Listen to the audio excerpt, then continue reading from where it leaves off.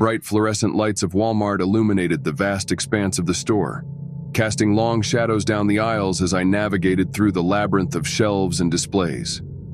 It was late, and the store was nearly empty, save for a handful of other shoppers and the occasional employee stocking shelves or manning the checkout counters.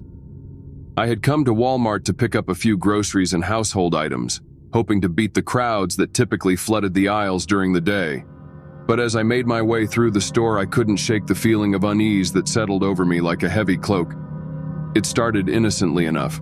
A faint rustling sound from the next aisle over, a flicker of movement caught out of the corner of my eye. But as I continued on my journey through the store, the noises grew louder, more persistent, until they seemed to echo off the walls like a chorus of whispers. I tried to push the thoughts from my mind, chalking it up to my imagination running wild in the empty store.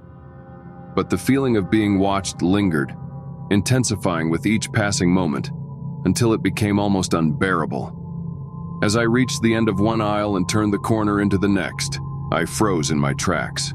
There, standing at the far end of the aisle, was a figure dressed in black, a hooded cloak obscuring their features, their presence casting a long shadow on the floor. For a moment, we stood there, locked in a silent standoff, the air thick with tension. Then, without warning, the figure turned and disappeared around the corner, leaving me alone in the empty aisle. Heart pounding, I hesitated for a moment before mustering up the courage to follow. But when I turned the corner, the figure was nowhere to be seen, vanished into thin air like a ghost in the night. Shaken but determined to continue with my shopping, I pushed my cart forward, trying to put the encounter out of my mind. But as I made my way through the store, I couldn't shake the feeling of being watched, the sense that someone, or something, was lurking just out of sight, waiting for the perfect moment to strike. The minutes stretched into hours as I wandered the aisles, my nerves on edge with every creak of the floorboards and flicker of the lights. It was as if the store itself had come alive with a malevolent energy, pulsing with an otherworldly presence that sent shivers down my spine. And then, just when I thought I couldn't take another moment of the suffocating atmosphere, I heard it, the sound of footsteps echoing through the empty store. I froze, my heart hammering in my chest as I strained to listen. The footsteps grew closer, drawing nearer with each passing moment until they were right behind me. With a sudden surge of fear, I spun around, expecting to come face to face with the cloaked figure from before. But there was nothing there. Just empty aisles stretching out in every direction, devoid of any sign of life. Confused and unnerved, I hurriedly made my way to the checkout counters, eager to escape the oppressive atmosphere of the store. As I stood in line, waiting to pay for my items, I couldn't shake the feeling that I was being watched, that the figure in black was still lurking somewhere in the shadows, waiting for the perfect moment to strike. And then, just as I was about to leave, I heard a whisper, a soft, sibilant sound that sent a chill down my spine. I turned, expecting to see the figure standing behind me, but there was no one there, just an empty aisle stretching out into the darkness. With a sense of relief, I hurried out of the store, eager to put the encounter behind me. But as I made my way to my car, I couldn't shake the feeling that I had stumbled upon something far more sinister than a mere encounter with a phantom shopper. And though I may never fully understand what happened that night, one thing was certain. The haunting of Walmart would forever be etched into my memory as a true tale of terror.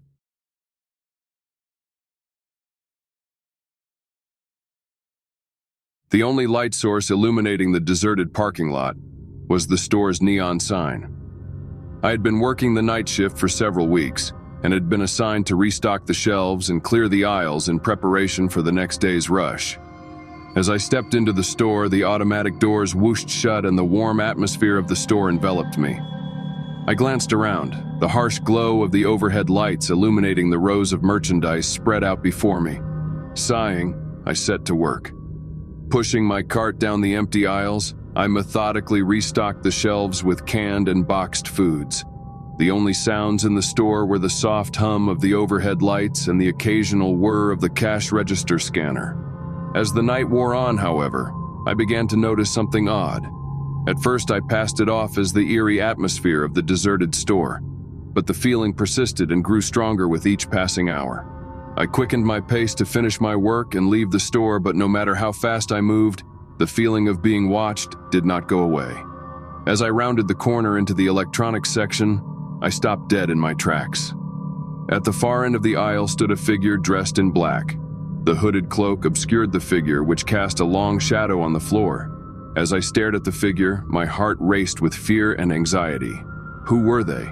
What do they want? Fearful, I slowly backed away and headed for the nearest exit. But as I put my hand on the door handle, I hesitated. What if I was imagining things? What if there was a perfectly reasonable explanation for the shadow's presence? I took a deep breath and turned back toward the passageway. But when I reached the spot where the figure had been standing, it was gone. It had vanished into thin air, like a ghost in the night. Upset, but determined to finish the job, I pushed my cart forward. But as I moved through the store, I couldn't shake the feeling that someone or something was watching me. Minutes turned into hours as I wandered the aisles, nervously scanning the creaking floorboards and flickering lights. It was as if the store itself had come alive with an evil energy, an otherworldly presence pulsing through the air, sending shivers down my spine. And just when I thought I could no longer stand the suffocating atmosphere, footsteps echoed through the empty store. I froze, my chest tightening as I tried to listen. The footsteps were getting closer and closer every second, until they were right behind me. Suddenly struck with fear, I turned around. But there was nothing there, just an empty passageway stretching in all directions. Confused and dismayed, I hurried to the front of the store, hoping to escape the heavy atmosphere of the night. Footsteps echoed through the empty store. This time it was a low, spine-chilling growl. A pair of glowing eyes stared back at me from the darkness, their gaze filled with malice and hunger. Their gaze was malicious and hungry. I stumbled back, my heart racing. There was something inhuman lurking in the shadows, something that was after my flesh and blood. Adrenaline surging, I turned and ran through the empty corridor, my footsteps echoing on the tiled floor. Behind me, I heard something chasing me, its heavy footsteps growing louder with each passing moment. I frantically broke through the door and plunged into the cold night air. With trembling hands, I searched for my keys and struggled to unlock the door, my heart pounding in my chest. When I finally got inside the car and slammed the door shut, the sound of my ragged breathing filled the small space. As I pulled out of the parking lot onto the deserted street, I couldn't help but feel as if I had not only encountered a prowler or a stray animal, but had also narrowly escaped something far more sinister.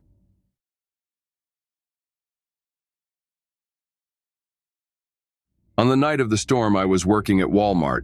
Rain was pounding on the windows and thunder was making ominous sounds in the distance. The store was eerily quiet. The only sounds were the occasional creak of floorboards and the fluorescent lights overhead. I made my way through the aisles, placing items on shelves and tidying displays. But I couldn't shake the feeling that something was wrong. It was as if the air itself was charged with electricity, crackling with an energy that made the hairs on the back of my neck stand up. I tried to chalk this anxiety up to the stormy weather in the late hour. But as I walked around the back of the store to check the stockroom, I heard a faint whisper mixed with the sound of rain. I froze in place and tried my best to listen carefully.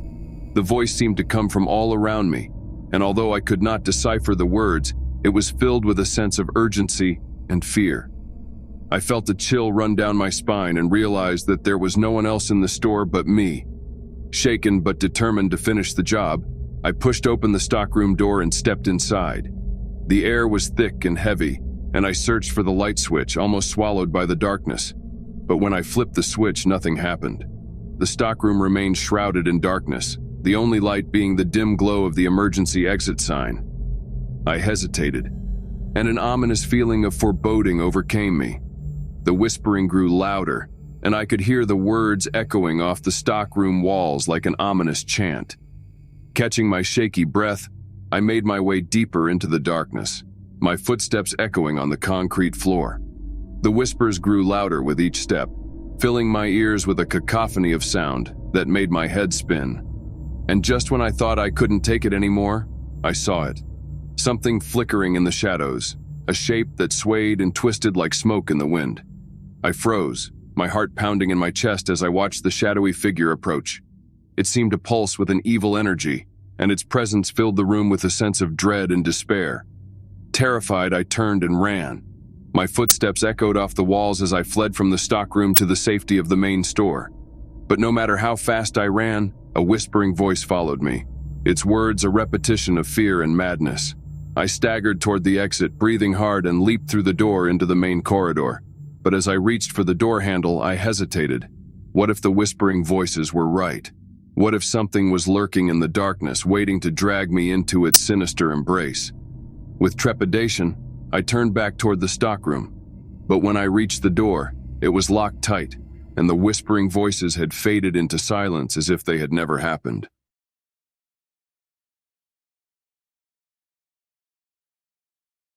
In the center of a small town on a gently sloping hillside stood a Walmart. The aisles were crowded with shoppers during the day, but as night fell and the last customers disappeared, the vast store was transformed into a desolate labyrinth of shadows and silence. Among the employees responsible for maintaining order during the night hours was Emily, a young woman with a quiet demeanor and an unwavering commitment to her job. She had worked at Walmart for years and found solace in the routine of her duties, even though the late shift was a lonely one. One fateful night, as Emily patrolled the aisles, she couldn't shake the feeling that something was wrong. A prickling sensation on the back of her neck, an uneasy feeling that grew stronger with each passing hour. As she made her way through the maze of aisles, checking inventory and rearranging displays, Emily spotted a shadow flickering in the corner of her eye. She passed it off as a trick of the light, but deep down inside, she knew something was wrong. Despite her uneasy feeling, Emily walked on, determined to get off work and go home. But as she rounded the corner of the electronics department, she stopped dead in her tracks. Standing before her was a tall, shadowy silhouette that seemed to appear out of thin air. Emily's heart pounded and she stared at the figure, unable to tear her eyes away. "Hello?" she called out in a whisper, but there was no answer. There was no answer. Just the eerie silence of the empty store.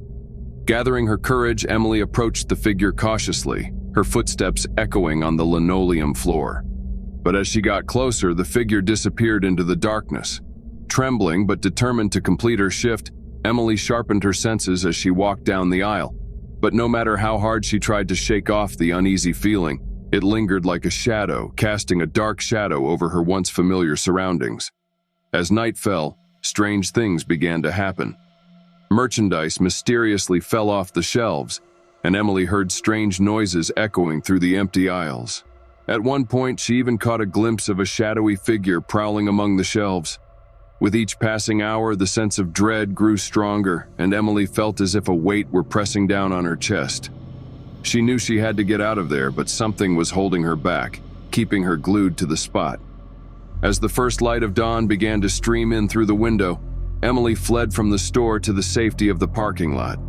She didn't stop running until she was safely in her car, and then she drove away from the haunted Walmart with the engine roaring. To this day, Emily can't help but feel that something dark and sinister is lurking in that empty passageway, waiting to prey on any unsuspecting soul who dares to enter after dark. She tries to put the experience behind her, but she knows that some secrets remain hidden in the shadows.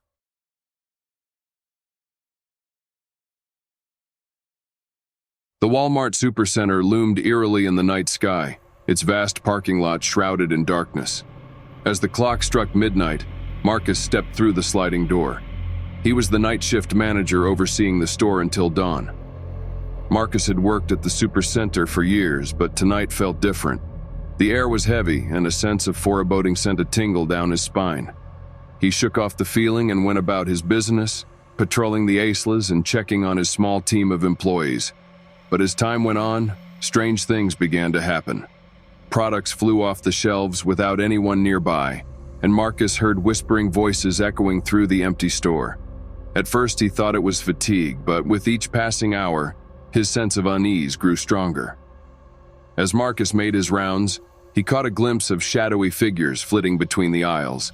He tried to convince himself that it was his imagination, but deep down, he knew that there was something unnatural about the Supercenter tonight. With each encounter, Marcus's fear grew. He felt eyes watching him from the darkness, and invisible hands reaching out to grab him. He tried to concentrate on his work, but the fear weighed heavily on him, threatening to swallow him whole. As night fell, Marcus was drawn into the darkened warehouse at the back of the store. At first he hesitated, but an unseen force drove him forward and deeper into the shadows. With trembling hands, Marcus opened the warehouse door and stepped inside. The air was filled with an oppressive silence, interrupted only by the sound of his own ragged breathing.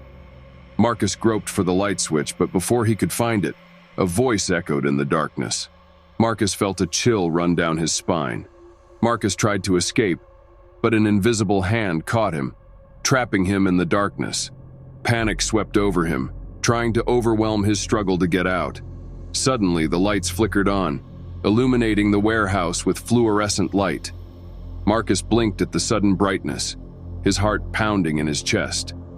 Then he saw it. Standing before him was a figure shrouded in darkness, its eyes glowing with an otherworldly light. The figure reached out a hand toward Marcus and growled in a low voice. A shiver ran down Marcus's spine. With a cry of terror, Marcus shook off the figure's hand and fled the warehouse. He didn't stop running until he reached a safe parking lot, the cold night air soothing his ragged nerves. Standing outside, breathless, Marcus knew he would never forget the horror he had witnessed that night. Even though he tried to tell himself that it was only a figment of his imagination, he couldn't help but feel that something truly sinister lurked within the walls of the Walmart supercenter. To this day, Marcus is haunted by the memory of that fateful night and refuses to work the night shift.